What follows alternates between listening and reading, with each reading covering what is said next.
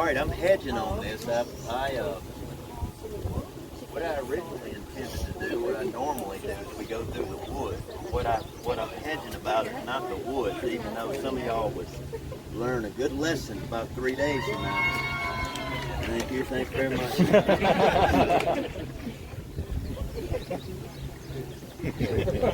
I had an intern earlier today. We were at the front desk, and she was excited about something. And she went, "Whoa!" And I said, "Ric Flair." She said, "What? Who?" I said, "Nature Boy." Never heard of him. I said, "Oh God." YouTube. Here we go. I've got no Ric Flair, right? Yeah. It does. Yeah. Yeah. Especially when you can remember him on Memphis wrestling, you know, before there was anything big like that. So anyway, I thought about going. I usually go through the woods. That's not the problem. It's coming out of the woods that worries me. Normally we cut through here and go up through the weeds, and I take you all the way over, basically to the Union line, Robinson's division, which is over there by the tower. And you know, it'd be good if I could predict this when I got out of there, but I can't. So I hate to keep y'all static like this, because I like to move y'all. It keeps y'all fresh. There's no trade secret for you. Don't let them stand too long. But I don't know much choice I got. I'm kind of locked into where the shade is. I could, I'm basically between here and that third tree down there, that second tree down there. So I apologize, but they told me not to. One of y'all going to get killed out here one of these days. It's going to be the end of it. It's probably going to be somebody from Colorado. Right? Then I had to rush home and learn John Denver's songs real fast while you're waiting, right? You can start off the song whenever you're ready. All right, if I could get everybody, won't we do this? Some of y'all are standing in the sun. Why don't y'all get over here so we can look, so I can talk this way and you can look this way. That's where the action's going to be, okay?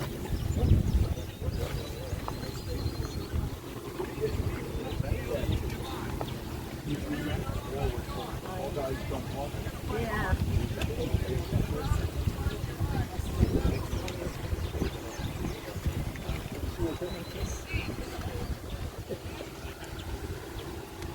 And none of y'all are going to be anywhere interested in hearing this when I finish with this program. So I'd like to make a plug tonight, because we've got a guy named Joe Tingley that's going to be doing a campfire at 8:30 on PTSD. And I've never heard that subject before. And so I'm going to hope everybody will come out if you're not too tired tonight. Free of charge at the amphitheater. So hopefully I'll get home. I don't have any air conditioning upstairs. I only got window units. You don't know hard times. And so I don't know if the upstairs will cool off long enough for me to get a shower, for me to get into civilian clothes, but I hope to be an incognito when I get out there. So you never know. Next time you're in Gettysburg and you're looking for Matt, that guy over there with the bushy beard with the goatee and the big cowboy hat, that may be me. Or it could be that lady walking across the street with the cane. That could be Matt too. You never know. It goes out. As long as the voice doesn't give you away. Yeah. Right. Yeah. Yeah. All right. So today I appreciate everybody coming out. I'm really surprised at the number of people. I was thinking that today would be, heat would call y'all out. I'm very honored. So what we're doing today is O'Neill and Iverson. So let me set up the big picture before we get down to the small picture. Where is she? Who's working? Working? Yeah. Smart man. Tell her we missed you. All right, so for those that won't ask stupid questions, here's the stupid answer. What happened to you, CJ? Looks like you run into a pack of Indians. What happened to your head? Haircut, huh? All right. Thank you for coming. If you don't know, we're talking about July 1st. Okay? July 1st is the first day of the battle. Okay? July 1st, first day. July 2nd is the second day. And July 3rd is the third day. Okay? So this is talking about July 1st. We're talking about specifically O'Neill and Iverson's brigade, which is part of Robert Rhodes' division, Robert Rhodes' division is part of Richard S. Ewell's corps up here. So Ewell, Rhodes, Iverson, and O'Neill. We'll get back down to them in a minute. So on the morning of July 1st, what can I see today? The Confederates. This is not having anything to do with Rhodes and Ewell. This is actually going to be A.P. Hill. He and his corps are coming down the Chambersburg Pike. The Chambersburg Pike is hard to see, but you probably already know where it is anyway. It's up there where that red light is, where you crossed over from stop number 1, headed to stop number 2. Some of you, especially on my right or stage left, can see that barn out there, the white outskirts of the McPherson barn right there. That highway runs in this direction. The Confederates are coming from the mountains, which are off in a westerly direction. About 7:30 in the morning, the first shot is fired. Sergeant Marcellus Jones, reportedly the 8th Illinois, is the one that does that. They start shooting with each other, and the Confederates, it takes them another couple hours, 2.5 hours, to get up to roughly. Y'all never applauded me for 10 minutes. Thanks. These are the jokes, by the way. Enjoy. Where you see those houses over there amidst those trees, that's right outside the park boundary. Some of you may have to step over here, but where you see the red roof, that's Hare's Ridge. Okay? Nice restaurant. I've known the manager for quite a number of years. She's from Fairfield. I just didn't know she was the manager till the other night. So that's the update on the manager. But right there is where Hare's Ridge is. And the Confederates pull up right there. They can see the outskirts of Gettysburg. If you look back to your left, you can see the town of Gettysburg over here. And the Confederates can now see their objective. What we can't see is the seminary behind these woods, but they could have seen that. And anyway, the Confederates are smelling it by now. Long story short, Harry Heath over there, division commander, launches an attack. 2 brigades go forward. They ease up where I pointed that barn out before. They ease up in the woods behind there. They find Union infantry and they get repulsed. All right? They get driven back. On this side of the road, Davis's brigade is going to come up, and where you see the sunlight out through there on the other side of that dark green grass, is that corn right there? Where you see that bridge, I'm waiting on a car to come over. That is going to be the railroad cut in that area right there. And that is where, after initial success in driving the Union troops back, Davis's Mississippians and North Carolinians are going to get trapped. A lot of them are going to get trapped in that railroad cut and captured. So anyway, the big picture is this. Harry Heath and his division get a bloody nose when they make their initial assault here at Gettysburg on the morning of July 1st. The big overarching concern for these Confederate division commanders and even the corps commanders is that General Lee has ordered that nobody bring on a general engagement until the army is back together. All right, so he doesn't want to fight until everybody is here, you know. So with that in mind, Harry Heath has already stumbled into a hornet's nest. Now to back up the tape a little bit, right? Remember how you used to do that on a VCR? You know, you fast forward, and pass it back up to where you can't do that anymore. You know, they go frame by frame now. Doesn't make it as good. I still have VCR. Hell, I still got cassette. Y'all think I'm joking? Now you go come down to my car. I'll play you some Hank Williams on cassette. I bet you ain't heard that in a while.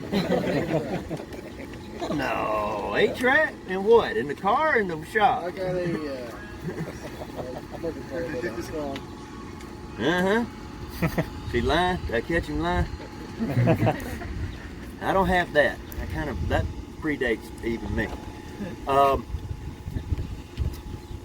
Before Harry Heath, A.P. Hill, and the Confederates from the west start to Gettysburg, the original plan by Robert E. Lee was to concentrate the Confederate Army at either here at Gettysburg or at Cashtown. Now you can't see Cashtown, but you'll take my word for it that Cashtown is approximately halfway between here and those mountains over there. All right? And it's for sale if you'd like to go out there and buy the Cashtown Inn. We'd like to take a collection up. I'm sure it would only cost us probably about 10 grand a piece. All right, so then we'd have to get everybody to pull together. I think we have enough staff, though, in order to manage. GoFundMe, that's right, I like that. So Cashtown is where the Confederate Army is initially going to regroup. Why? Because Robert E. Lee wants to get everybody back together, and then he'll come to Gettysburg. If he doesn't like what he sees, look at those mountains over there. He goes on the other side of the mountains, he continues north. As long as he holds the mountain passes, the Yankees can't do anything about it. They can't force their way through those mountains, and I doubt they would want to, even if they could. So anyway, when A.P. Hill announces he's coming to Gettysburg, he in turn contacts Richard Ewell, which is coming back basically from the Harrisburg direction, and he tells Ewell to, instead of marching to Cashtown, instead march to Gettysburg. Okay? So with that in mind, you paying attention? Are you not paying attention? Come on now. Come on, you're just going to stand here. So, I'm paying attention. you pay attention out here then. Oh, your poor mother pushes you out like that. So instead, she's the town of Gettysburg, all right? So instead, Harry Heath is coming this way, coming toward Gettysburg. The original plan was for Ewell's command, she's Gettysburg, to march around Gettysburg to the north. She marches around Gettysburg to the other side, and stand right here, and rendezvous with A.P. Hill and the rest of the Confederate Army over here. Well, when Hill starts coming toward Gettysburg, he informs Ewell, and instead of Ewell marching around Gettysburg, he instead turns and heads toward Gettysburg. So what I'm setting up with, trying to set up, I don't know how good I'm doing. How good am I doing? You just want to leave, right? A few more seconds. Your mother's enjoying this, all right?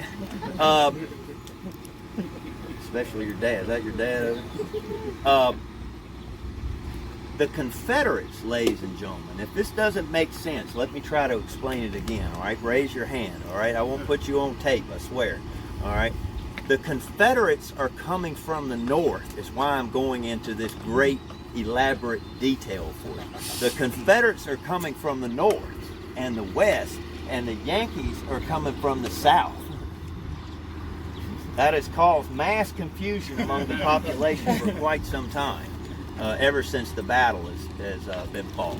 And so now what I'm saying is the vanguard of Richard Ewell's Corps Division Brigade Regiment, the vanguard of Richard Ewell's Corps, Robert Rhodes' division, who is a very aggressive combat commander. He is a prime example of what Robert E. Lee wants out of a commander. He is bold, he exercises initiative, and he is aggressive. And you're about to see all three elements of that play out on this field in front of you.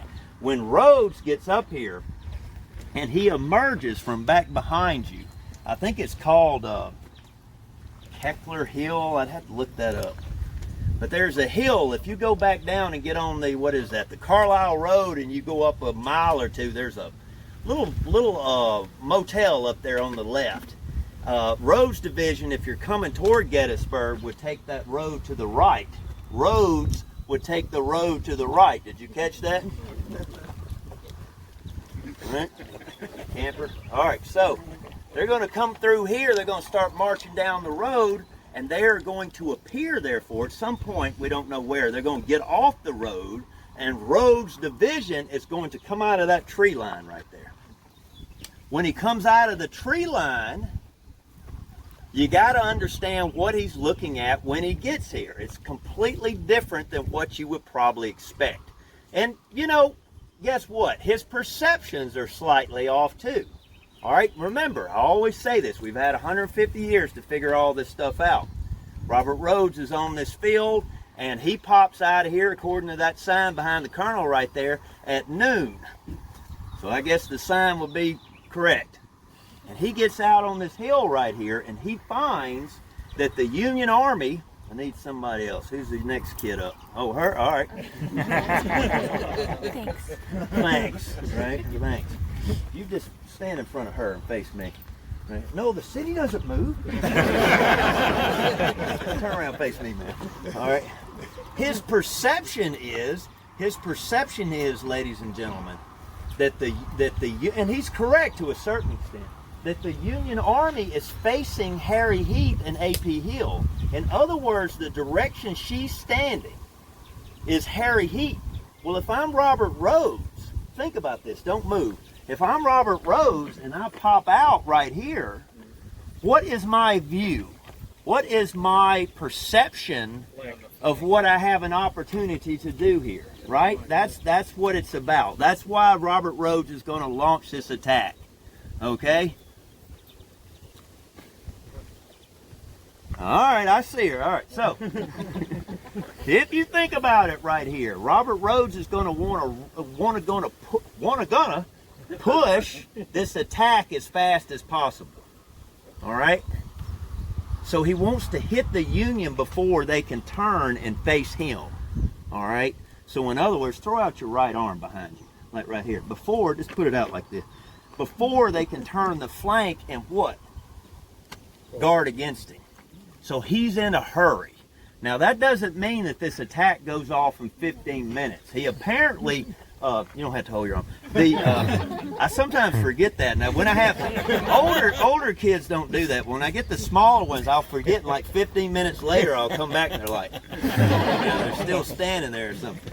But so anyway, Rhodes is going to take his time, I think, to a certain extent, to deploy his 5 brigades. You got to remember, he's got literally approximately 8,000 men, little under 7,900 some odd men in his division. He's got 5 brigades in this division. All right, anybody want to take a gander at that? He's got George Dole's Georgians, right? He's got Edward O'Neill's Alabamians. He's got Alfred Iverson's North Carolinians. He's got Junius Daniels' North Carolinians, and he's got Stephen Ramseur as his reserves. Ramseur's going to be the last on the field. So 4 brigades come up basically, and Rhodes gets them aligned and he starts to push them in. Let me read to you what his perceptions are at this moment. On arriving on the field, I found that by keeping, thank y'all, I appreciate it. Y'all had enough. On arriving on the field, don't rush off too much. On arriving on the field, I found that by keeping along the wooded ridge on the left side of which is the town of Gettysburg is situated, I could strike the force of the enemy with which General Hill's troops were engaged upon the flank. And that, besides, moving under cover, whenever we struck the enemy, we could engage him with the advantage of ground. Rhodes pops out somewhere, maybe right here where we're standing, and look, this is the advantage of ground which he is talking about. He is on high ground and it's overlooking the Union position. He thinks he has a great opportunity. All right, so Rhodes moves into position. The first thing that he does, we'll see it a little later when we go down to this long, arduous tour. Poetry lady, I haven't seen you in years. All right, where that tree is down there is where probably as far as we're going to go. Maybe I'll get a little ambitious right here. Man, you gained weight. I'm talking to him. You think so? You're in the shade, Craig. Yeah, right. Then when we were toting somebody back, it'll be you and me. I'll say, I told you, Craig. First thing that happens is Dole's brigade is going to come out. Instantly when Rhodes' division gets here, this is a good spot for you to see this from, where you see, some of you have to move probably a little bit, where you see that white steeple over there, off in the distance. That is basically all those buildings you see. To the right of that is Gettysburg College. A lot of those buildings weren't there in '63. But where you see that, that's going to be the college plain. So basically the outskirts of Gettysburg is back behind that small tree shed right there. All right, so when Rhodes pops out here, he's getting ready to advance. All of a sudden, Union troops are going to come out of the town. Who is that going to be? 11th Corps. The 11th Corps, the vanguard of the Union 11th Corps, is going to start to appear right when he attacks. Instantly, Rhodes is reacting to a fluid situation on the field. His 1st Brigade or 2nd Brigade on the field is going to be George Dole's Georgians. Now, he's got a problem. These Union boys over here coming out of the college are acting aggressive. So if he launches an attack, everybody winces to see if I get volunteers, right? So they go, if he attacks like this, step up here, will you? Yeah, just come straight forward. If I attack this way, what are the Union troops going to do to me? Enfilade fire. That's right, they're going to attack me in the side, and that's exactly what Rhodes is worried about. So the first thing he does, in this valley, over this hill, I'm not going to walk you up there to see it, I don't think you can see it anyway, but between Oak Hill and the Carlisle Road, he deploys Dole's brigade in that valley down there. If you want to know specifically where they are, it's where that modern schoolhouse is. If you go up the Carlisle Road, maybe get in your car when you get finished the air conditioning, go on up there. Maybe take the dog for a ride or something like that. All right, so Dole's brigade is right there. His initial idea, and I don't base this on anything but a hunch, his initial plan was to launch an attack with 3 brigades, possibly 4, all right, which included Dole's. Now Dole's brigade is taken out of the equation, and he's down instead to the next 2 brigades in line, which is going to be O'Neill's Alabamians right here, and then Iverson's North Carolinians, which will probably be, depending on which map you're looking at, either in that wood line behind you or in the wood line back over there, in that area. Okay? So with that in mind,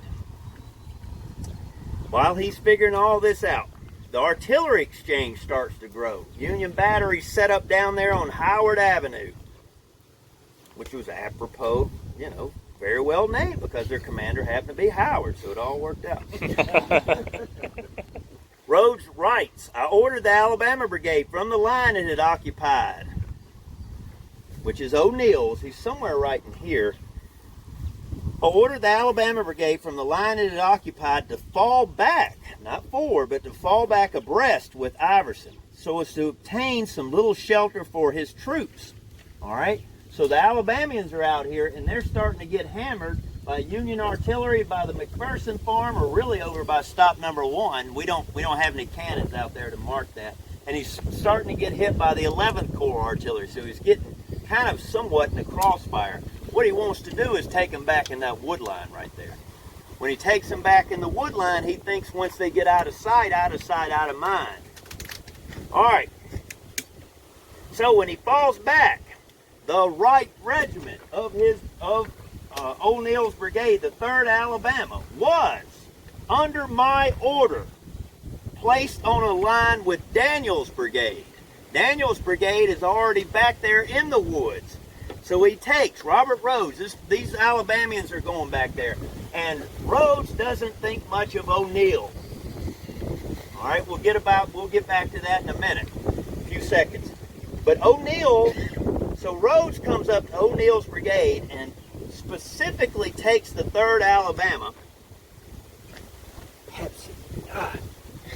Have you ever noticed you can never get a Coke in a Chinese buffet? Have you ever noticed that? Yeah. Have you had a Coke in a Chinese buffet?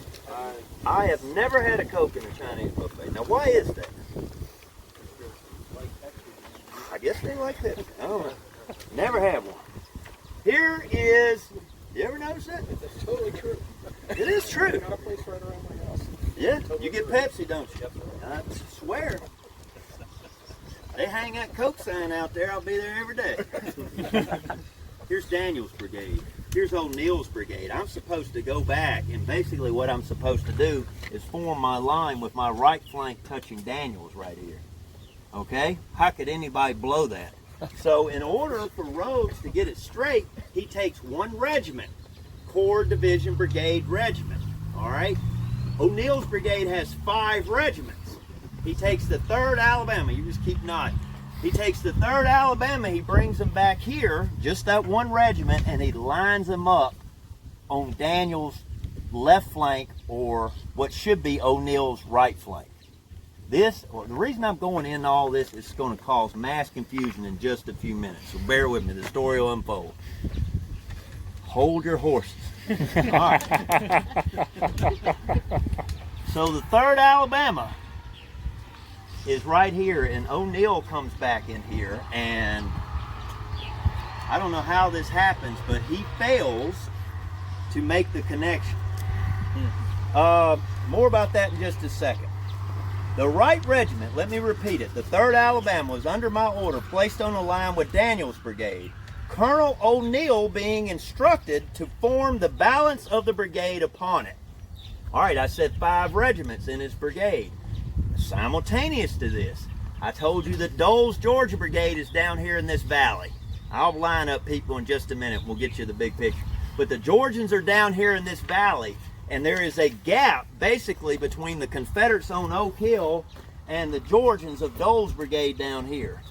Another one of O'Neill's regiments, the 5th Alabama, is dispatched, pulled away from the brigade, and marched over here to form, I got to be small because I'm a regiment, not a brigade, right?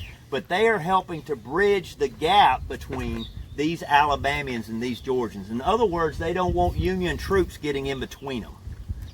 So, okay, 5 regiments. Now I've talked about the 3rd Regiment and the 5th Regiment. Now watch what happens. This is how things get misconstrued. All right, back to Rhodes. Talking about the enemy, when he says he had apparently been surprised, meaning the Union. Only a desultory fire of artillery was going on between his troops and General Hill's. But before my dispositions were made, the enemy began to show large bodies of men in front of the town, most of which were directed upon the position which I held. And almost at the same time, a portion of the force opposed to General Hill, in other words, they're facing this way, a portion of the force opposed to General Hill changed position so as to occupy the woods on the summit of the same ridge I occupied. In other words, they're starting to bend back their flank to confront them. Rhodes says, I refer to the forest touching the railroad and extending along the summit of the ridge toward my position as far as the Mummittsburg Road, which crossed the ridge at the base of the hill.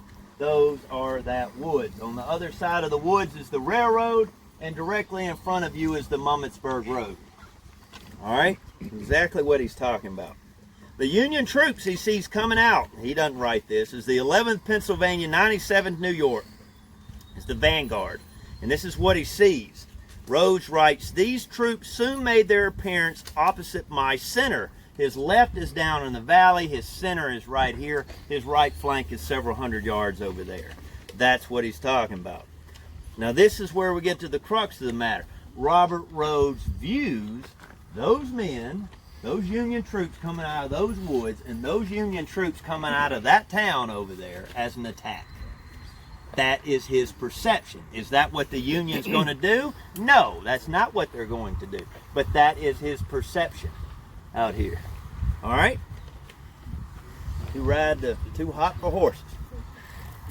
Being thus threatened from 2 directions, I determined to attack. What did I tell you? What did Robert E. Lee want out of a subordinate? Aggressiveness. Being thus threatened from 2 directions, what would you do? Robert Rhodes not going to sit there and receive it.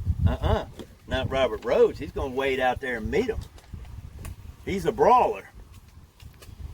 I determined to attack with my center and my right, holding at bay still another force, then emerging from the town, apparently with the intention of turning my left with Dole's brigade, which was moved somewhat to the left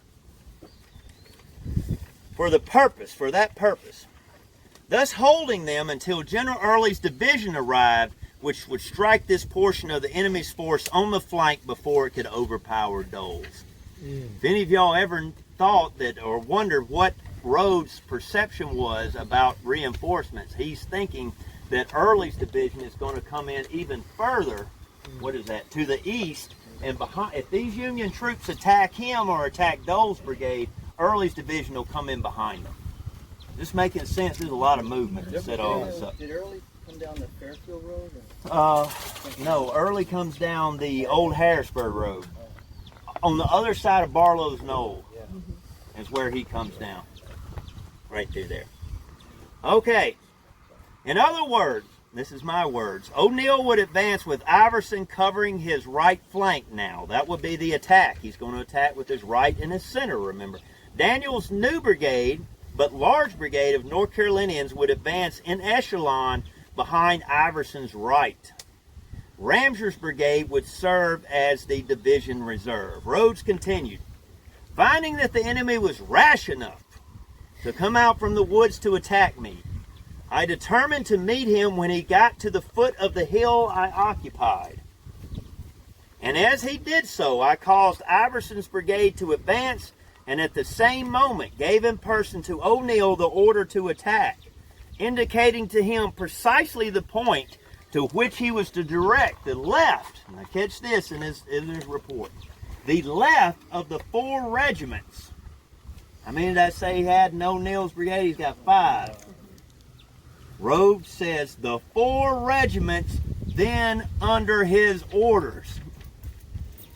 4 is what Rhodes says O'Neill should have. All right. Any questions? I didn't mean for you to have to stay in the sun for the rest of the time. You can get out of there. You hold that, buddy. All right. All right, so let's see what we're doing right here. I'll make you Ramser. Who else? Who have I not picked on? All right, man, come on out. Go for it. Oh, she wants to get in now. How about that? Oh, he comes out here and you. All right, I see how that works for me. All right, so come on out. Let me see how I won't. Just stand beside him right here. That's all you got to do. And then I need, how many do I need? 2 more. How many in there? Matthew. What? What about Matthew? I can get Black Sabbath to come over, his daughter. He'll come over. No? Who else? I need 2 more. All right. Fine. Okay. Fine. Okay. I'll do it. Whatever. That's what I miss with I got twin girls and a son. That's the big difference. Ben. Girls, would you please just come over? You can't talk to them like that. All right. I need 1 more. Mama's too busy filming right now. How about Dad? You want to come out here? All right. I got to get them. I get it. Come on. Oh, there'll be plenty more opportunities. Domestic?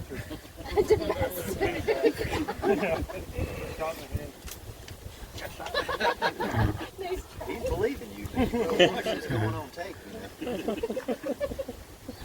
They'll see that hat and all the child services in Colorado. I wonder who that was. Next thing you know, y'all all laying in bed, the front door gets kicked in. What did I do? Gettysburg.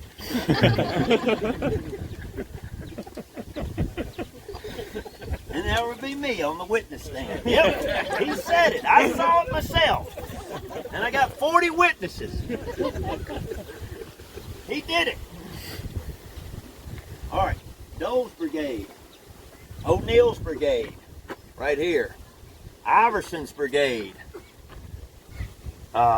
Daniel's brigade, right here. Yes, I almost forgot about you. And somewhere in here, probably I should put him back toward the center, it's going to be Ramser. He's going to be the reserve.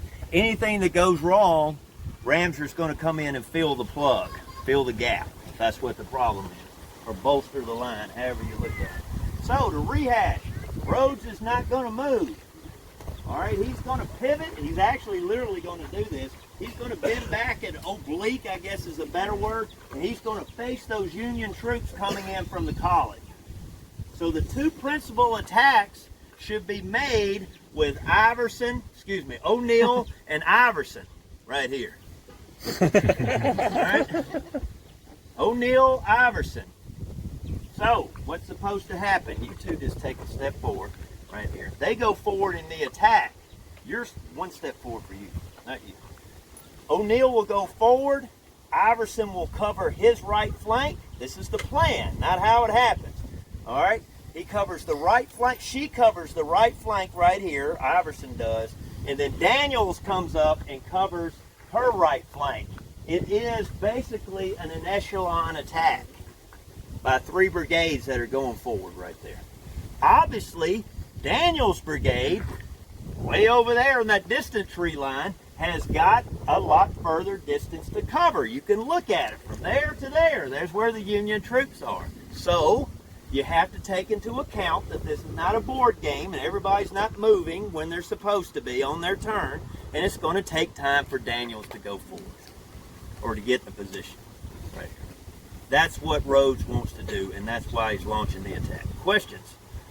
Did he speak to all the commanders together or individually when he gave them the plan? That's the last accent I expected to have come out of your mouth. What did he do? What was the question? Did he have an orders group with all his commanders, or did he speak to them individually so that they all knew where they were supposed to fit in the echelon? I take it there wasn't written orders. I don't know if there was written orders. He didn't say if there was written orders or not, but he would speak to them as they came up. As I said earlier, let me back up. I don't think the attack is rushed, but it's rushed, if you know what I mean. Once we get into detail, especially with Iverson and O'Neill, you'll find that Rhodes thinks he's got it explained, but he doesn't have it explained. And I don't know who. I'll allow you to figure out who's to blame for all this, you know. But yeah, Rhodes truly though. The only thing I can tell you is Rhodes thinks he has. He's very clear in his report that how could these instructions be messed up? You know, I ordered him with 4 regiments. You know, oh yeah, I'd love to see the rough draft of that report. I bet the pencil was going through the paper. You know, he's writing that. Any others? My God, the Division Reserve is already turning. No? I'd just stand you two up here. She'd be happy as a clam in seawater. Any other questions? Is Lee helping direct this at all? No, Lee is not. Way before that. No, Lee is arriving about the time that this attack is going forward, but Lee is arriving over here where I pointed out Hare's Ridge. That's where he's physically is. And he actually sees it. Now, look, welcome to Gettysburg. You know this as well as I do, number 10. Everybody's got a different opinion. Some people got Robert E. Lee showing up at noon. Some people got Robert E. Lee showing up at 2:30. You know, somewhere in there. But my indication is that he gets here at least in time to see the repulse. So whatever time you want to put that, you know, I would probably put them going forward around, well, does anybody want to guess? 1. Some might say 2, something like that. Say maybe 1. You still filming? No, you're not. Too bad. Oh, too bad. That was going to be at your rehearsal dinner. Any other questions? All right. Well, we're all up here by ourselves, and probably normal people, are driving past here on the Mummittsburg Road wondering, why? Why? As I texted this lady over in New Jersey before I got out of the car, why? If it was 97 degrees, I wouldn't be here. No way. When I get out of this car. Is that the one that said, I don't care? I live in Union. I don't give a... Yeah. Okay. She's the one with the sign, yeah. We're from Jersey. We don't care. I remember that. All right. Let's do this. Let's walk down to this, not this first tree, but this second tree. And as long as the cloud cover will hang for us, maybe we'll go a little bit further before we retreat back. I want to see what we can see. We'll bring up O'Neill's brigade, and we'll see what goes wrong. Not working today? I'm a teacher. You are? I thought you were still at the stable. No? It should? Oh, unlucky y'all. That's too bad. For y'all. All right. Let's see here. If we get down there and it's bad, everybody just forget what I said before. Yeah, we can do it. It's like Old School. Did you ever see that movie? Yeah. Come on, everybody. Frank the Tank. Yeah. I need more comedy in my life. In fact, though, when O'Neill gets going, it is not going to go as planned. When O'Neill gets going, only out of 5 regiments, only 3 of them are going to advance. O'Neill and Rhodes would never agree on whose fault it was that day. When O'Neill's brigade was withdrawn into the woods back there, Rhodes carefully placed, as I said earlier, the 3rd Alabama, the right regiment, in line with Daniel's brigade in order that his novice commander would know exactly where to align his men.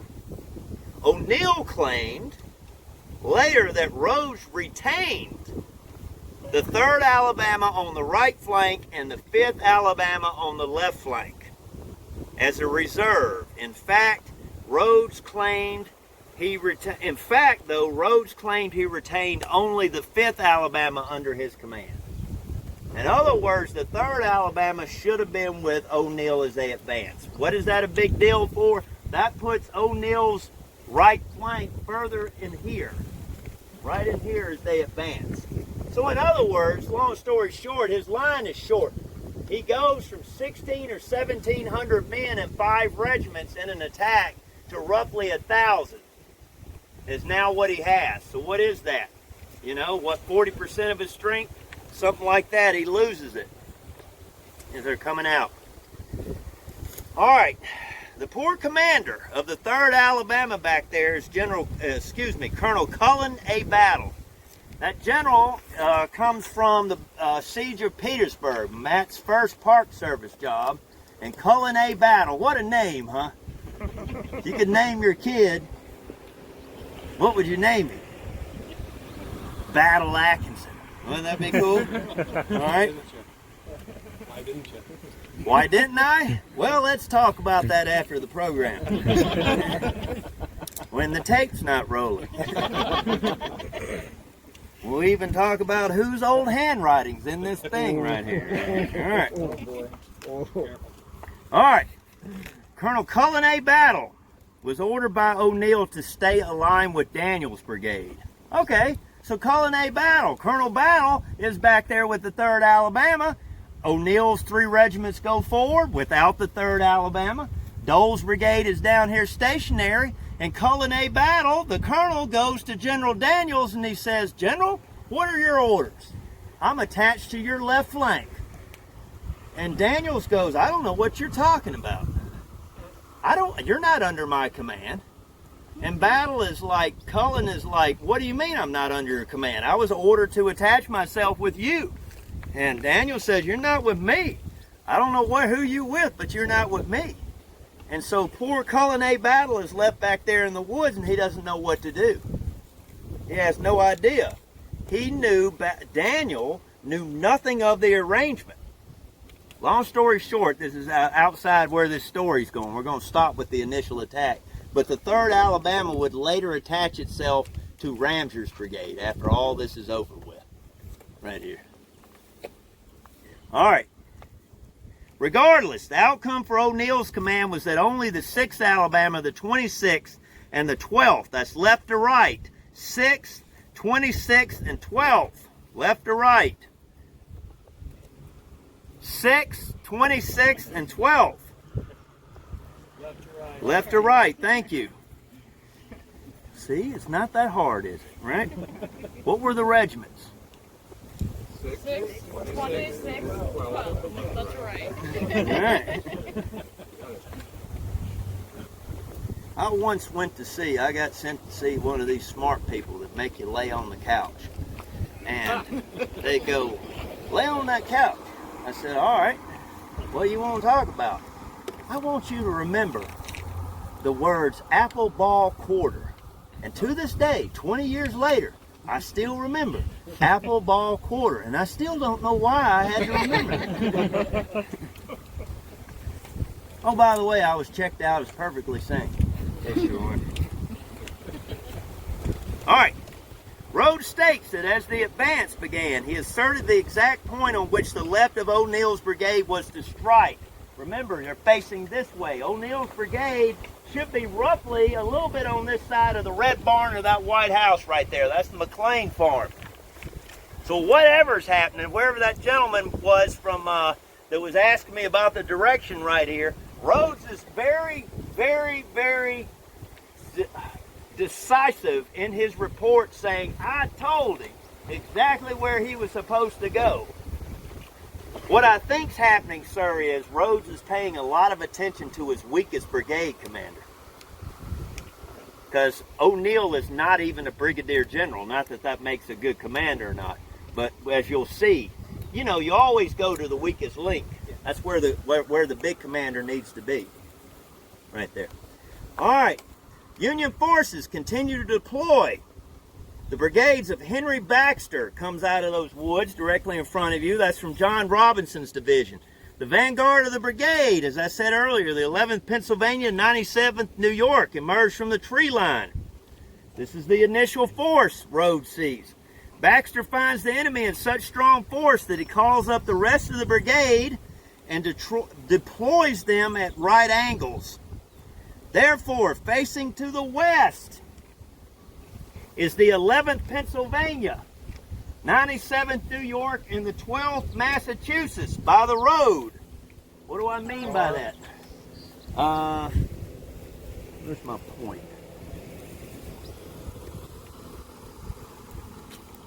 See? See how smart he is? Look, think how comfortable he is right now. What I mean by that is that they're there with right angles. Where you see that, look down at the college. Do you see that unusual building with the large glass top on it or whatever it is? Right there. All right, well, bring your line of sight back forward a little bit toward us. And I'm going to test your eyesight right here. Look right over the edge of this hill right here. Do you see the railroad sign, the lights right there? Yeah. That is where the Union line, those three regiments, are going to be facing down that hillside. When you get in your car and you leave from here, you come out where that van is down there that just passed us at the stop sign, the Union troops would have been to his left.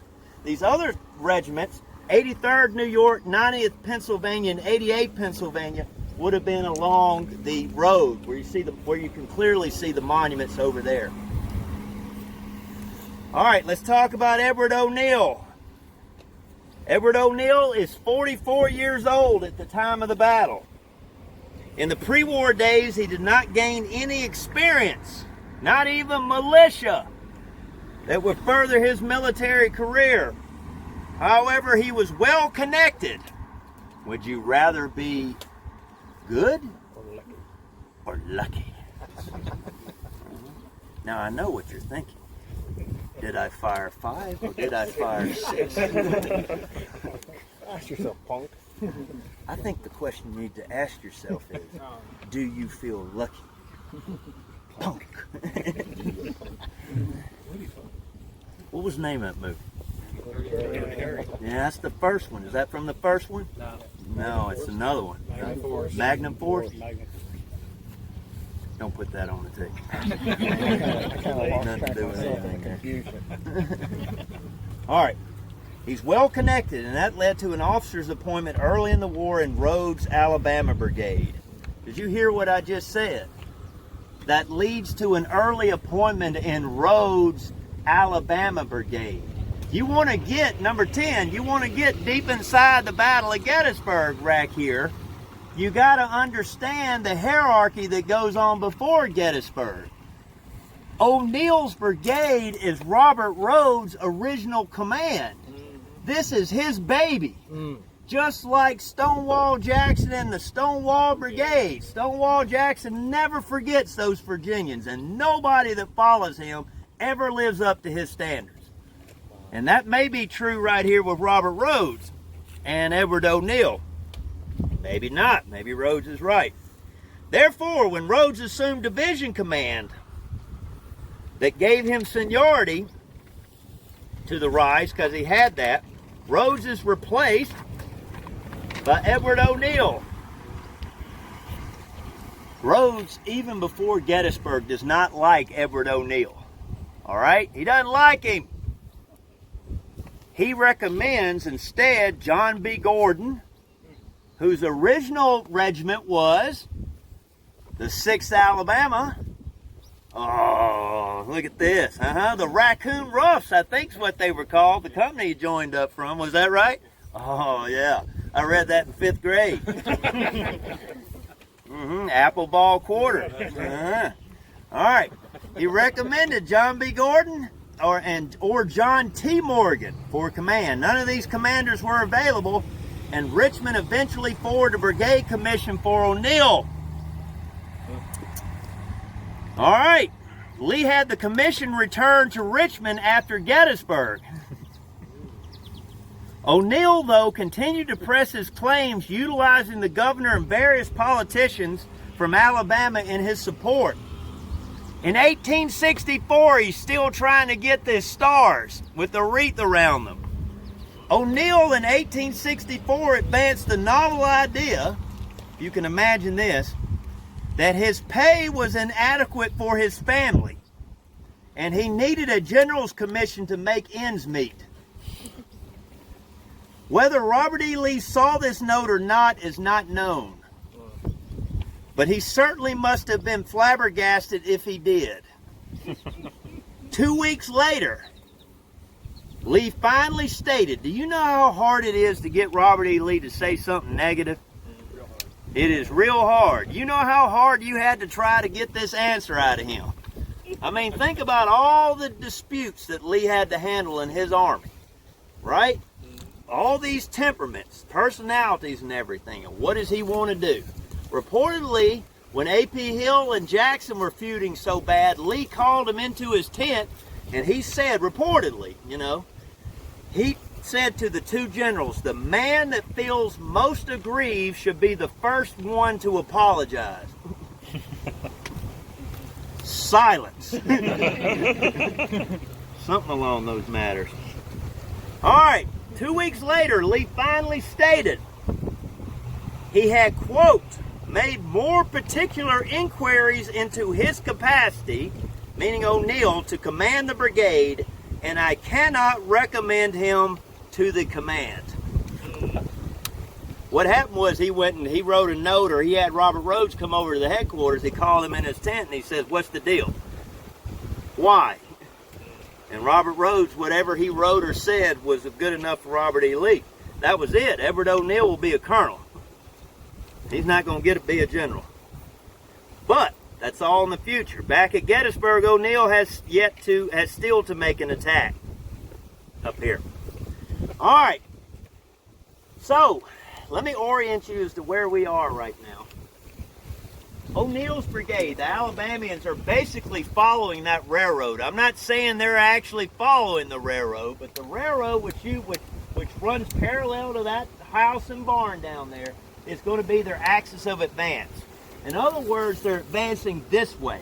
Remember, they're expecting Iverson's North Carolinians to come in behind them. So you might ask, well, Matt, why are they attacking when they don't have any cover? They're expecting to have cover on their right flank. That's what their expectations are. All right, Robert Park of the 12th Alabama, remember the dramatic moment when the attack started. Park stated that Union batteries killed and wounded several in the regiment upon the onset, including, to show you what kind of people we're fighting here, they shot the Baptist preacher. Wow. Bet she wish he'd sit in the back pews. Bet he wish he'd stayed home. Juba Early was at the Battle of the Wilderness. This guy comes flying past him. He goes, Early turns to him. He goes, where do you think you're going? The fighting start. Early, big, quick boy. He says, guy goes, he's running past him. He goes, I'm a parson. Early yells back. He's on horseback. He yells at him. He goes, Parson! Parson! You that have prayed all your life to get into heaven, and now you can be there in 5 minutes, and you're running away. Thank you. Thank you very much. much. It's Battle of the Wilderness for clarification. So they shot the preacher. As the regiment advanced to the charge, Robert Park, captain, said, "We ran them some distance and halted. I would imagine that would be skirmishers. Their Lieutenant Wright was wounded in the head by my side." I cannot imagine, seriously, not to change gears, but I seriously cannot imagine this. I spoke to him, and he calmly asked me to examine his wound and tell him frankly whether I thought it would prove fatal or not. I looked at his bloody head, lifted the hair from over the wound, and found that his brain was exposed, the bone on top of his head having been carried away. I answered him cheerfully and reassuringly, bidding him lie close to the ground until he could be removed. I gave him some water out of my canteen and made him lie down as low as possible. That's happening somewhere right out here, if you can imagine such a thing.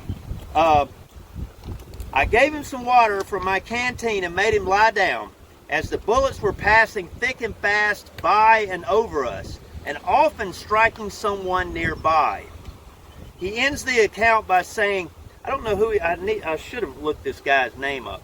He said, now this is a quote now, all right? And don't write me letters about it. He says, "Our gallant Jew major smoked his cigars calmly and coolly in the thickest of the fighting."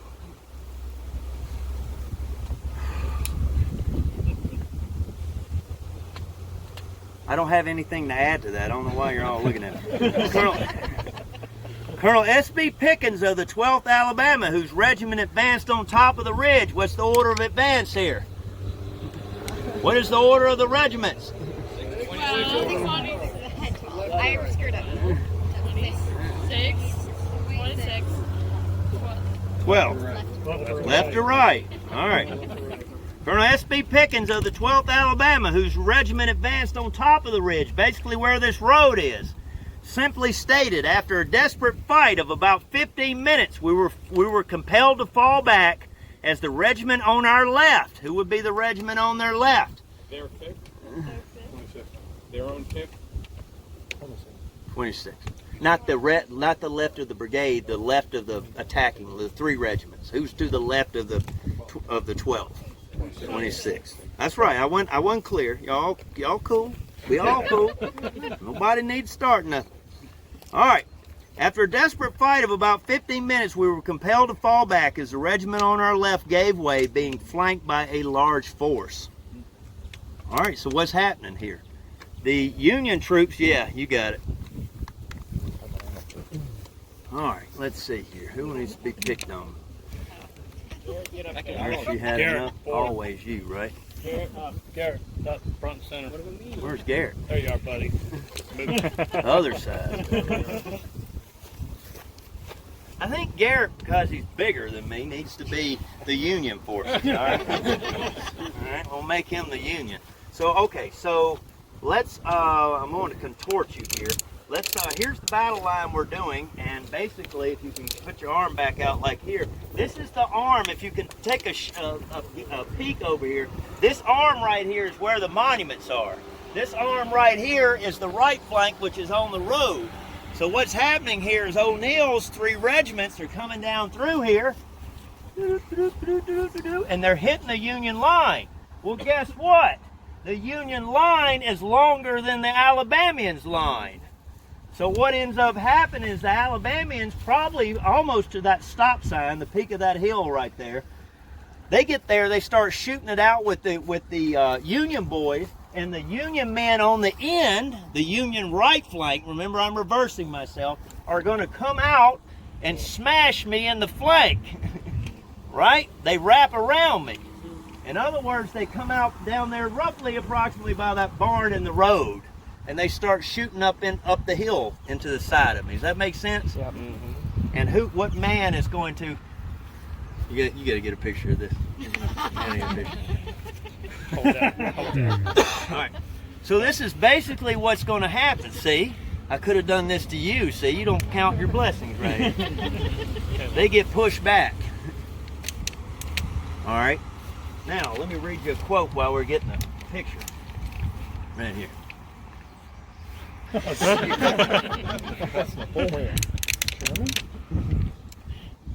That's very nice. Yeah, you get my right side of it. Turn that way.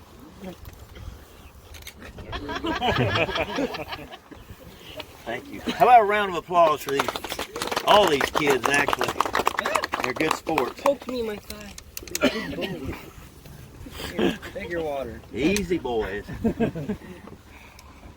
All right, on the Union sign, John Vautier, if I'm pronouncing that right, V-A-U-T-I-E-R, of the 88th Pennsylvania, recalled, about noon, heavy columns of the enemy were discerned moving over to the right in that direction of the Mumminsburg Road, necessitating a corresponding prolongation of our line on that flank.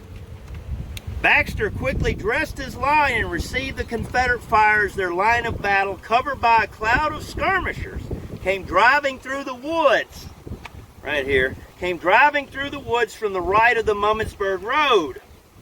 Waiting until they got within easy range, the order was given, commence firing. With the sharp crack of the muskets, a fleecy cloud of smoke rolled down the front of the brigade, and the many balls zipped and buzzed with a merry chorus toward the southern line, which halted and after a brief contest retired to the shelter of the woods. All right. Does it get any better or any worse, depending on which side you're for here today? For the Alabamians, in the middle of all this, don't ask me who's doing this, but Rhodes probably orders the 5th Alabama to come forward and support the left flank as they're going forward in the attack. By the time the 5th Alabama makes it from back here and is basically advancing through that farmyard right through there, the attack is almost broken up. When they get somewhere around that barn down there, they get into a real pinch because the people on the right, their comrades, I'll have you repeat it again, the 3 regiments on the right are going to fall back, and while the 5th Alabama is stuck out there. And this is where it just blows my mind when we come to Joshua Chamberlain and the 20th Maine. The 5th Alabama is going to do the same thing, except they're out in the middle of the field. What are they going to do? He'll move, just keep her going.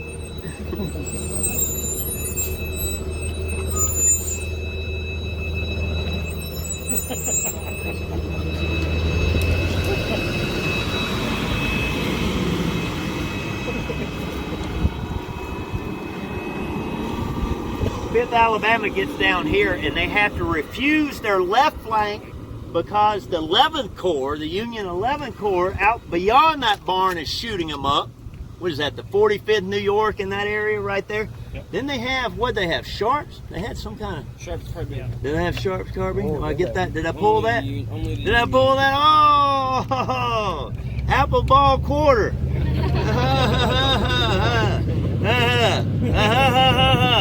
All right. They had to bend back their left flank in order to meet that threat right there, while they're also getting hit from the front. All right. You will recall the 5th had been held back on the left flank to connect with Doles. Colonel J.M. Hall said about the action, orders were sent to me to advance on the enemy, composed of 2 heavy lines of infantry in front and a line of sharpshooters supported by infantry and artillery on my left flank. The enemy in front was engaged by the right flank, by the right wing. The left having been thrown back at right angles with the rest of the line to engage the flanking party. The regiment fought in this position until I was informed that the troops on my right were falling back. All right, so you get the general impression. O'Neill's attack is not going well. It did not go well. And this is what, if it could be any worse of a day for Edward O'Neill, this is really, really, really going to torque, set off, light the fuse, kick in the pants, get going, fire up, long gone, ornery and mean Mr. Robert Rhodes. Now, when Rhodes saw the initial attack going well, he personally rode to the 5th to order it in. He wrote, I found that Colonel O'Neill, instead of personally superintending the movements of his brigade, had chosen to remain with his reserve regiment. Which means that these Alabamians are up here on this crest of this hill fighting, and O'Neill is back here. And that don't sit well with Robert Rhodes. Oh boy. Can you imagine what flew from Robert Rhodes' mouth when he found him there? Oh, and it gets better. Oh yeah. Rhodes blamed the entire repulse on O'Neill's actions here by not having it together. O'Neill added to his woes by informing the general while they were conversing that he and his staff were not mounted. Their horses were not even there. Therefore, when Rhodes wished to send a message to the 3rd Alabama, he had to use one of his own staff officers to do what O'Neill should have been doing. OMG. And of course, by the time Rhodes' staff officer gets all the way back, finds 3rd Alabama, Cullinan battle, it's all over. There's no use in it in real time. All right. You ready? All right, what is the regiments from left to right? 6, 12, 26, 26, 12. All right, one more time. Let's count. Let's count down. Let's go 3, 2, 1. 3. Do it with me. 3, 2, 1. 6, 26, 12. All right. Left to right. The 6th Alabama on the left. 382 men. It suffers 42% casualties. 26th Alabama in the middles suffers 40%. 12th Alabama on the right suffers 26% casualties. Grand total of approximately, you're looking at about 380. 380 men out of 1,000. Prisoners, you didn't think I had this, did you, buddy? Prisoners accounted for were around 100. Now, how many of those were wounded, all that? I don't have a breakdown of that. All right. Questions? Any questions? No? It's still hanging out in the wind by itself up by the They retreat. road. They go up, and they basically, wherever they are, they can't see what's going on to the right of them. So if you ever walk down on the McLean farm, they got to be in that plain down there. And it's really what I normally would. But if we walk that railroad cut today, you would see that side of the ridge or hill, whatever we're talking about here, is steep. They can't, if they're down there where that modern railroad is today, then they can't see up there. Did that tree line extend down here further? Not much further, no. In fact, it may be those trees you see by the observation tower. I don't even know if those are supposed to be there. I'd have to look on the, they could have been, but I don't think so. I think I'd have to look on the Warren map. That's what I'm looking for. Getting hot. There is one tree at least up there. You know, because they got that bird. They got to have a tree to put the bird in, right? So one tree, at least. All right. Any other questions? How y'all feeling? I was supposed to get warm. Great. You thought it was supposed to get warm. You're hot? Well, thank you. I'm hot too. But I've talked to people who watch these films and they're tired of me saying I'm hot. Well, I said if you came out to the program, I wouldn't have to say I'm hot, would I? All right.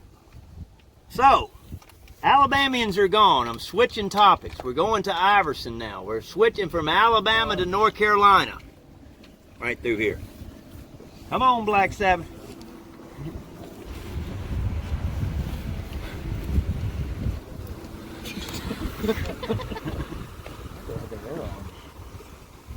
I imagine they did have their air on, didn't they? Where are they from? Ohio. Smart people from Ohio. You know that probably this, let's say 200 people watch this video, and they'll never know that their car was in this video. Alfred Iverson was born in Clinton, Georgia on February 14th. Is that the day I think it is? February 14th, 1829. At the young age of 17, he obtained a commission as a second lieutenant in Seymour's Battalion of Georgia Volunteers, a unit that his father had raised for the Mexican War. He mustered out the next year. I don't think he ever got there. All right. In 1855, Iverson gained a commission again in the newly formed 1st United States Cavalry as a first lieutenant. That's not bad. He served in Bleeding, Kansas in 1856, and in 1857, he was in all the places in the world. He was assigned to Carlisle Barracks, right over here.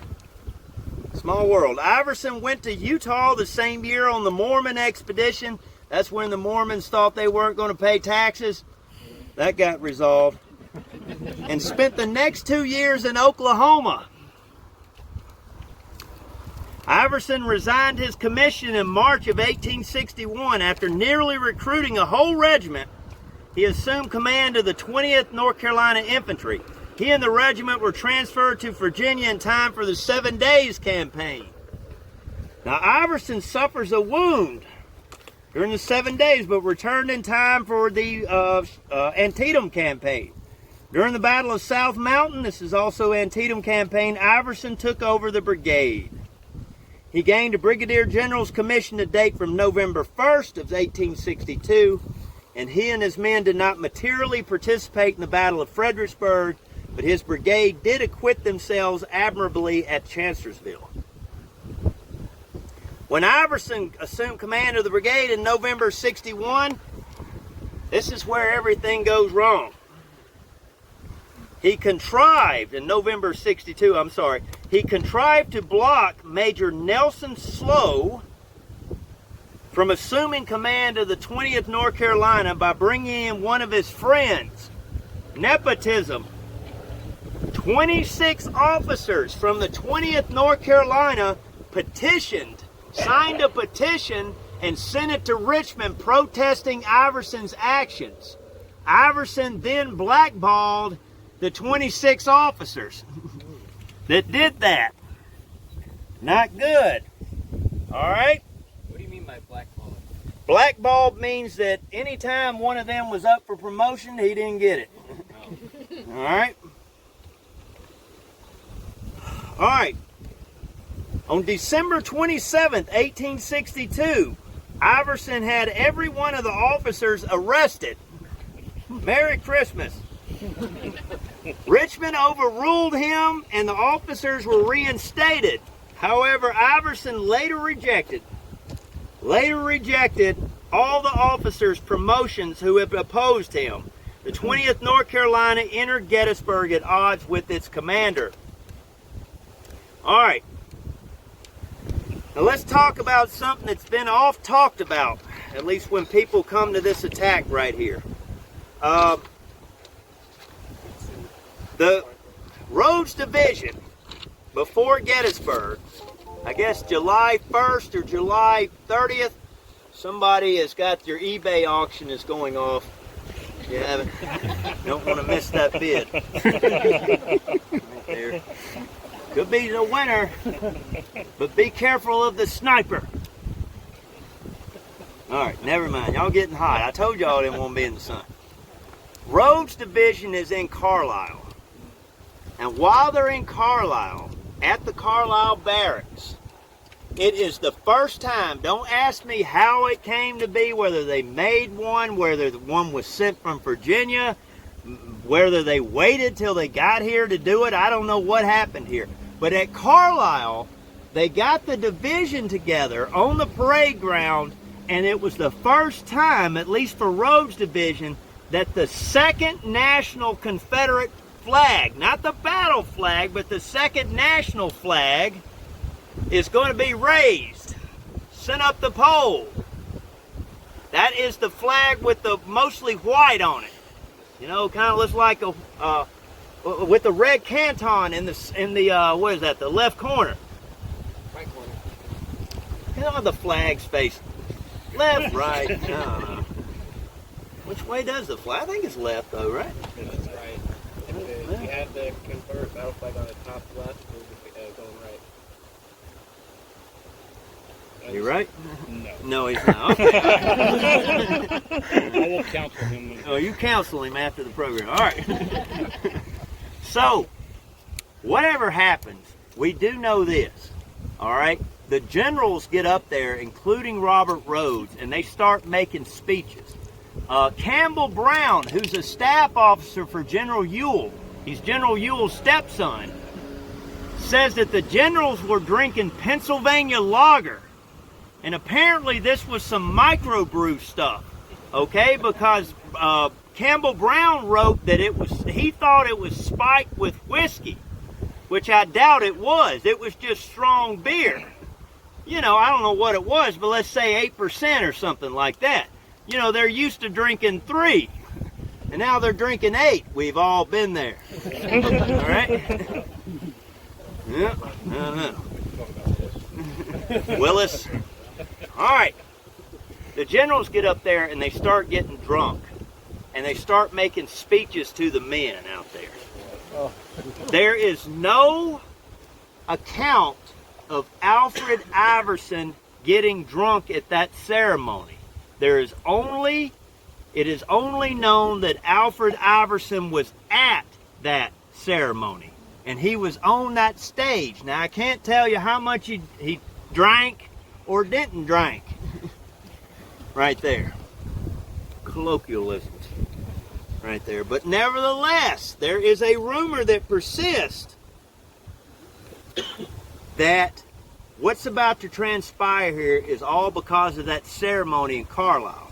I thought I would throw it out there. That's as much as I know, and that's as little as I know. Can y'all hear me in the back? All right.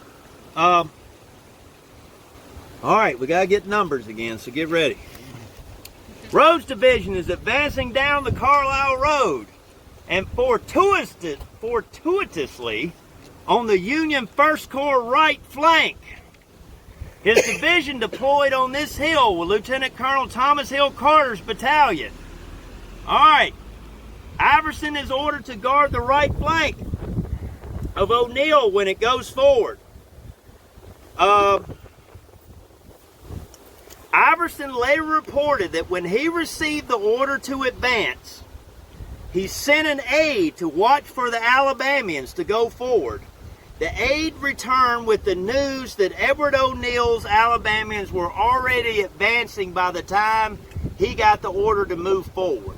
So already what should be happening is basically these two brigades should be almost shadowing each other. Within a minute or two, they should be stepping off among one another. But Iverson claims that by the time he got the order to advance, or he knew it was time to advance, O'Neill was already out there. The plan is already shot. But there's a couple more levels of information to that in just a second. All right, the brigade advanced from left to right. 6, 26. No, scratch that. We're going on to a different one. 5th, 20th, 23rd, and 12th. 5th, 20th, 23rd, and 12th. Left to right. 5th, 20th, 23rd, and 12th. I'll be back in a minute. Your mother and you can practice. The brigade numbered roughly 1,400 men, but some losses at Chancellorsville had not been made up. You military people will really understand this right here. The 5th North Carolina, for instance, did not have any field officers. That means any field officers with the rank of major or above. None. They actually went in under the command of a captain, and they soon lost another 4 captains on July 1st. The 20th North Carolina lost their major and their lieutenant colonel, which they had here soon after the advance began. So all of a sudden, from the very beginning, you have command and control issues. To add to the brigade's handicap, Iverson was not with his men. He remained behind, much like O'Neill, but close enough to see what was about to happen, which I wouldn't want to. One North Carolinian recalled that, quote, our brigade commander, after ordering us forward, did not follow us in that advance, and our alignment soon became false. There's nobody out there directing them. The colonels have got 10 companies to deal with. They don't have, it's not their job to keep the other regiments in line. It's their job to keep their regiment in line. There's nobody in charge out there. That's bad. He continues, the North Carolinian, there seems to have been utter ignorance of the force crouching behind the stone wall. Iverson's brigade, to orient you, is basically, let me step out here so you can see, is basically going where you see that corn crop right there, all right? They're basically going from your right to the left. If I had a, not that they were aiming for any specific point, but they're basically advancing somewhat like this. How would you say? You see that plus sign on that yellow, on that highway sign down there? They're advancing from over here, but their left flank would roughly cross where that crossing sign is, and their right flank would actually stretch past where those woods been back to the right. That's how big, how long 1,400 men would be coming through 2 lines. They waiting on us. There, Oz.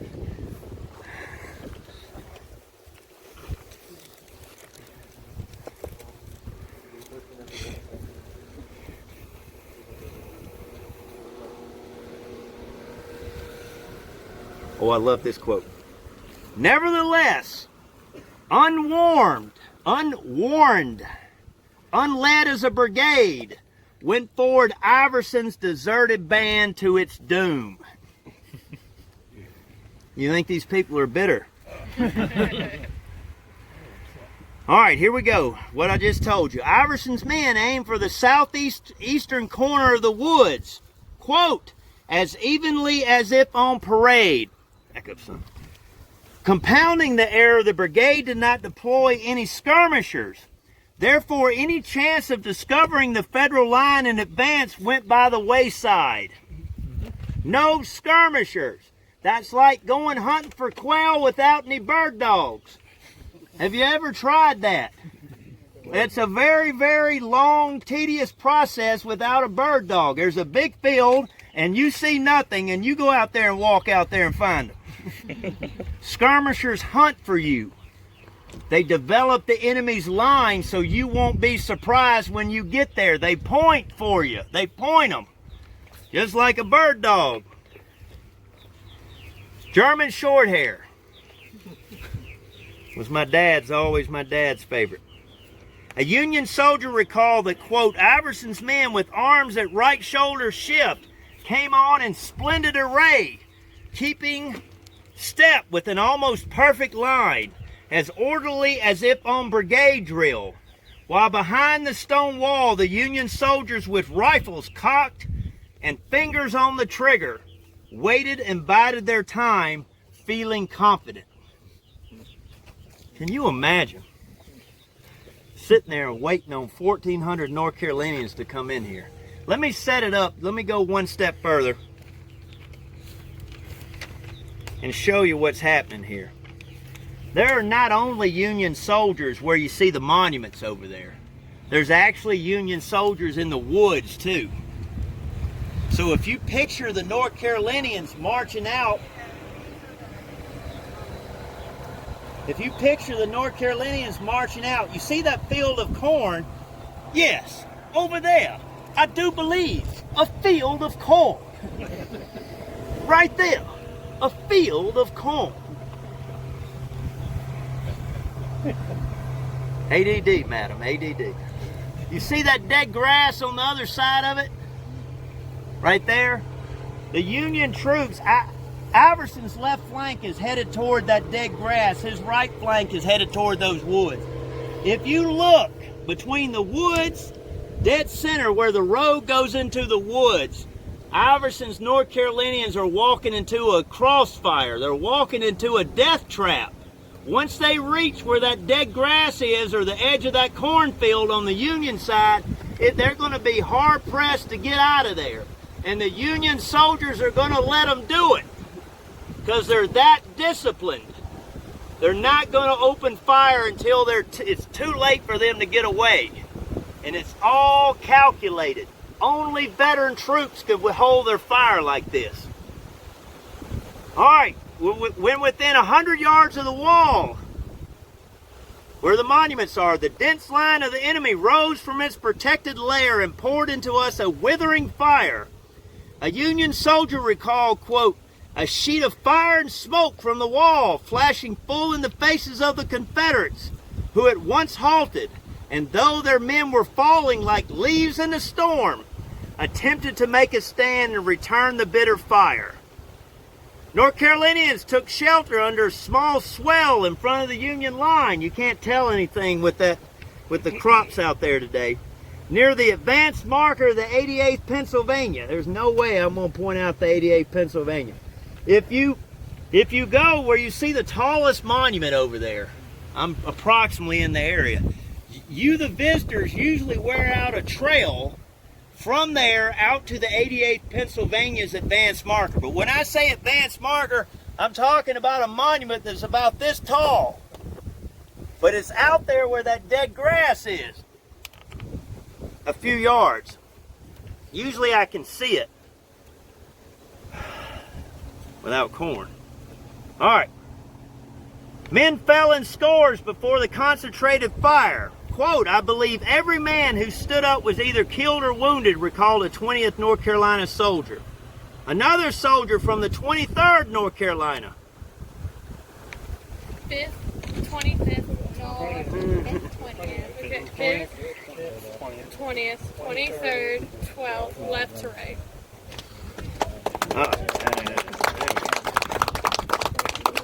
Better buy her some ice cream. Poor girl. She came out here and thought she was going to get the daydream play on her phone for the next 2 hours, and that didn't work out, did it? I was expecting that, actually. Now this is I can't imagine this. Another soldier from the 23rd North Carolina claimed that Gettysburg was the only battle where, quote, where the blood ran like a branch. And that too on the hot, parched ground. In other words, they could hear the blood sizzling on the ground as it was running down through there. It must have been a hot one. The Confederates were in a jam. They couldn't advance and they couldn't retreat. Quote, the men lay down in a hollow or depression in the field and fought as best they could, recalled a North Carolinian. Eventually, Iverson's men started to wave handkerchiefs where I just pointed out down there, and hundreds of them are going to come over the wall and be ushered to the rear of the Union lines. They're just trying to live. You can't get away. They can't stay out there. What, it's like early afternoon, mid-afternoon at the latest. What are you going to do? Lay there for the next 5 hours with that coming over you? No. The aftermath is horrible.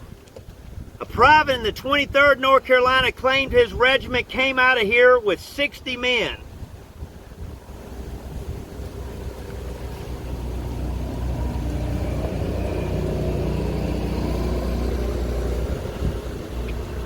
He's even got the top air condition going. 1,384 men went into the charge. All right, I won't make her do it again. 5th, 20th, 12th, and 23rd. Listen to these casualties. 5th North Carolina, 473 men. They lose 289. Which includes 100 prisoners.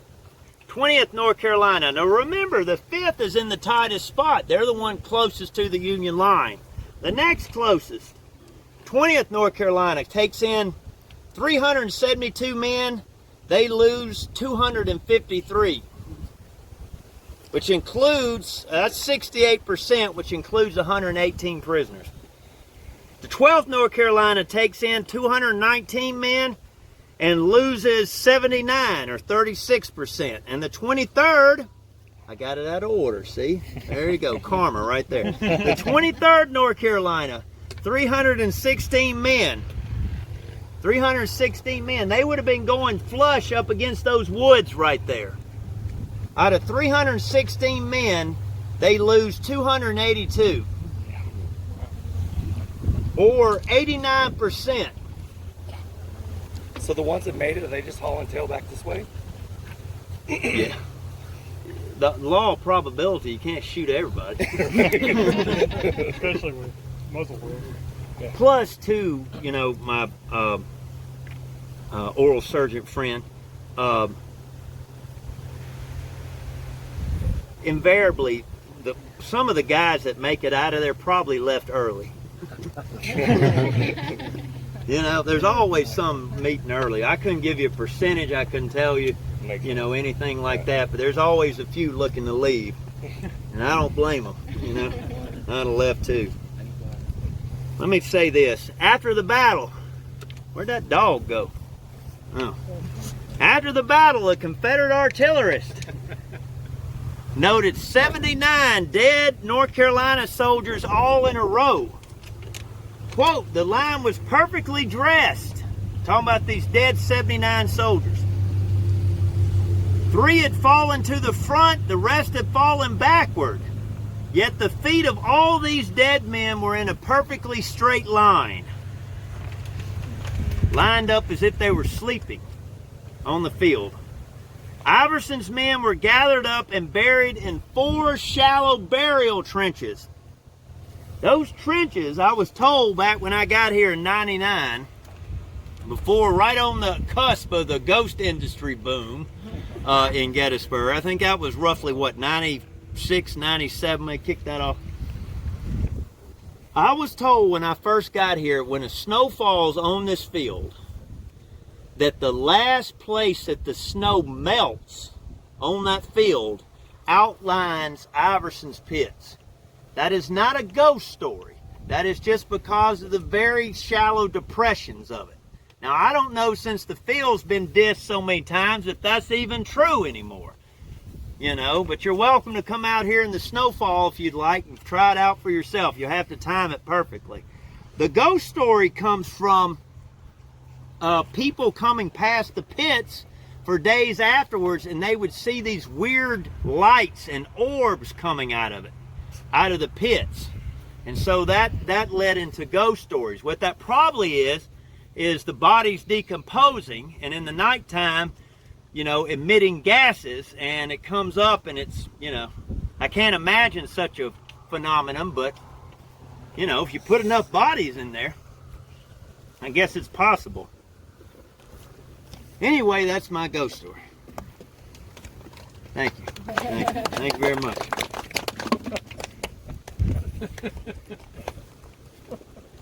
And I got blackballed just then. They can say that, all right, by most of the people. All right. I love this one. It's my favorite quote. Confederate veteran wrote, "Deep and long must the desolate homes and orphan children of North Carolina rue the rashness of that hour." The rashness of that hour. Well, all right, so let's close with this. Let's talk about Alfred Iverson, all right? And what I want to do is y'all need to move 1 second, all right? We're not going to move, actually. We're just going to about face. I just want everybody to turn around, because all these people in the back been getting away with bloody murder, and I've been picking on the people in the front. I apologize. All right, all right. I'm enjoying the talk. I get to hear it. I don't have to be involved. It's great. I have to worry, right? You know where I learned that, though? You know, people I've never, you don't have to put this on tape, but the whole thing of picking on the kids. I was a daydreamer in school, and that's where I learned that from. If I would start daydreaming, the teacher would automatically call on me every time. when I would do that. And I've never forgotten that lesson. It took me 12 years to learn it. I ought not to have forgotten it right there, but I was bad at daydreaming. That's where that came from. All right. What happens to Alfred Iverson? Okay, well, I bet, what do you call a heart doctor? Cardiologist, that's it. I bet if Robert Rhodes could have been taken to a cardiologist, I bet he'd have flipped the chart right there. I bet there was no stress test needed for him right there. This old boy right there, I bet he's about to have a heart attack, especially when this happens. As for Iverson, his men were being slaughtered. If you can imagine such a thing, he sent a message to his boss. Quote, that one of his regiments had raised the white flag and gone over to the enemy. Of course, Rhodes knew of Iverson's behavior because Iverson did not go forward with the men. Reportedly, Iverson, wherever he was, he could obviously see what was happening over there. That's beyond a doubt. He wouldn't have sent the note to Rhodes if he hadn't been able to see. Iverson is probably somewhere over here in this general area back here. Reportedly, he and his staff were hiding behind a felled tree. Now, that may be a bit of an embellishment or whatnot, but beyond a doubt, he's not with them, wherever he is. Rhodes knew about it. General Robert E. Lee certainly found out about it soon after. The men knew also, at least the soldiers. One North Carolinian remarked, not only did Iverson remain in the rear, but that a big chestnut log intervened between him and the battle. And that more than once, he reminded his staff that for more than one at a time to look over the log was an unnecessary exposure of person. In other words, only one person needs to watch. Right here. One of Ramser's men said that Iverson was, quote, drunk, I think, and a coward besides, had been off hiding somewhere. Campbell Brown, Ewell's stepson, wrote that Rhodes, Daniel, and others, quote, well knew of the well-known cowardly behavior of Iverson. He's done go forward. All right. Knowing Robert E. Lee, what does Robert E. Lee do with people like this? Cashier. Yep. He gets rid of them.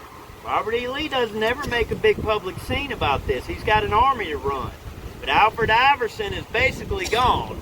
It doesn't really matter. It's not Robert E. Lee's decision anyway. The North Carolina soldiers won't serve under him anymore. So Lee's hand is forced. I don't think it really was forced, but even if he wanted to keep him, he ain't keeping him. There'd be a mutiny on his hands. They will not serve under that man anymore. And Iverson is shipped down to Florida and Georgia. Now, a lot of y'all think that would be a reward, but back then that's a punishment. And who would want to go hang out on the beach? There's nothing to do. Nope, watch the ocean. That's punishment. Right there. All right. In conclusion, I meant to go an hour. How'd I do? 2 hours. Who's counting? In conclusion, what I came out here to do, I don't know if I had a main point besides telling O'Neill and Iverson the story of that, is, you know, we get up here, and if I have the box, which I don't have it this year, at least not so far, thank you, Chris. If I don't have the magic rope show, if I go out there, I basically go and tell the visitors when I set up the ropes behind the visitor center that the Confederates come in here, they attack in unison at the end of the first day, and they destroy 2 Union Corps and drive them back through the town of Gettysburg to that hill in the distance where you can see the New York monument standing right above it in the National Cemetery, right over there. I gloss over, or at least it's not the point of the rope show, to go out there and to show them every little piece of action. What I'm trying to say to you is it is a Confederate victory on July 1st, but not everything is rosy. right here. Robert Rhodes is obviously a competent man. He's a competent division commander. You would hope he wouldn't have been promoted unless he was competent. It's what you always hope for. But nevertheless, out of his 5 brigades, 2 of his brigades, 2/5, he made it real easy for me, 2/5 of his brigades underperformed. And Robert Rhodes automatically condemns those brigade commanders for their actions here and will not allow them to serve anymore because of that. Eventually, Iverson's, O'Neill's brigade, this is during the battles, folks. This is on July 1st.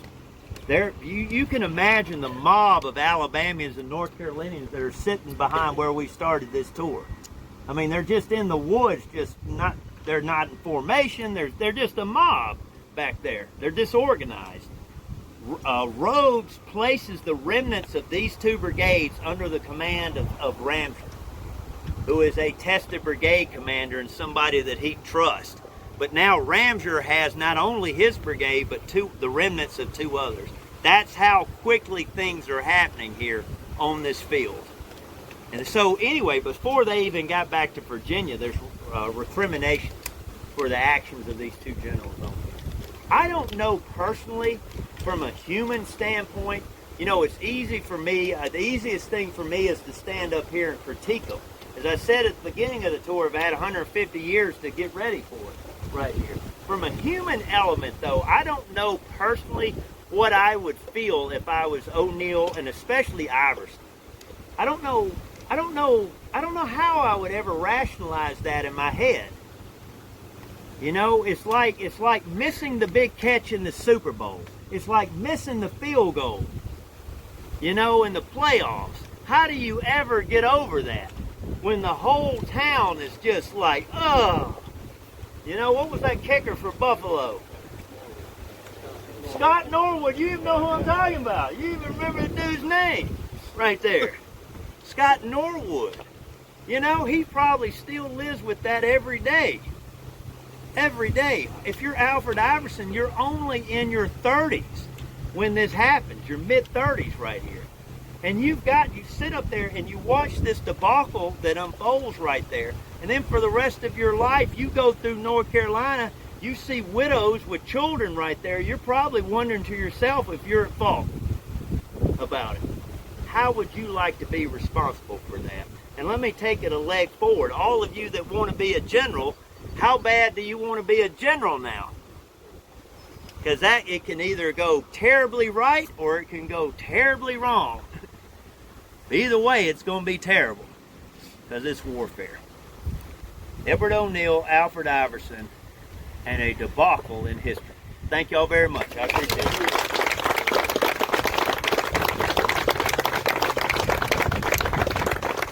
Thank you very much. Now, I know none of you would have questions on this day. Please don't forget about the campfire tonight at 8:30. Old Joe, he would have rather none of y'all show up. All right, but I want everybody there. I want the house packed so he can have it. He's got a good billing on Friday night. It should be packed. It should be cooling off by 8:30. I'll stand around and answer any questions you might have. For the rest of you, please go and if you want to, go out and check out like Dole's Brigade. You can check out Barlow's Knoll. Nobody ever goes over there. You should if you haven't. You can see where Early's division advances. But beyond a doubt, go into town and find somewhere that is cool. Thank y'all.